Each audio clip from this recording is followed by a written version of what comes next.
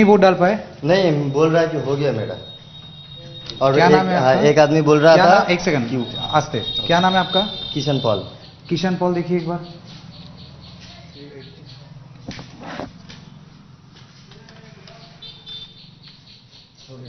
इनका भी हो गया।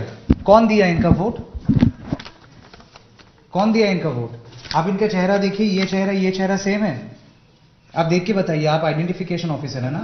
ये चेहरा सेम है। Presiding officer, I am surprised. What's going on?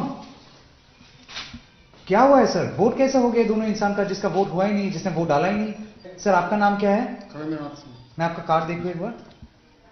आप प्रिसाइडिंग ऑफिसर है सर। सुबह से कितना बजे से है आप इधर?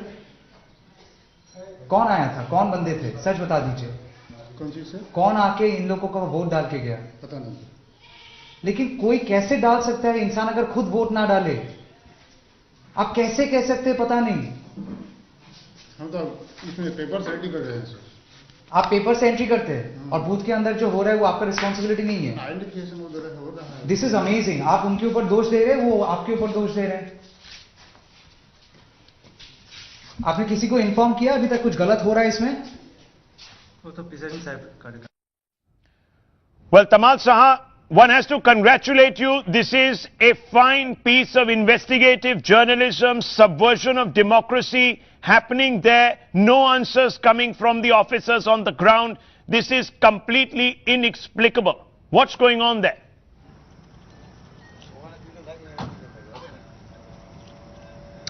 Rahul, it's shocking and to a great extent it's sad for a journalist who is working in Bengal.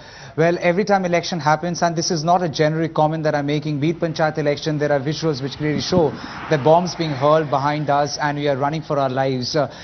Just not in Panchayat election, in previous elections too, journalists had to duck bombs and bullets to save themselves while trying to report incidents of violence erupting during the polling day. And this is, once again I say, not a generic comment, this is not generalization.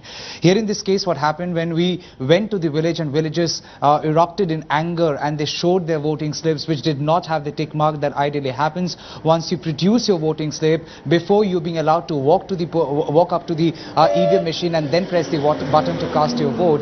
There were no tick mark on all these voting slips. And once I started investigating, went to the polling station, inside the polling booth, the presiding officer and the first polling officer were absolutely clueless, and they were taken aback because they confessed that their votes have already been cast, wherein individuals showed their voting slips, they showed their fingers without ink, suggesting that they themselves have not cast their votes. So yes, it's fair to infer that it's nothing but subversion of democracy.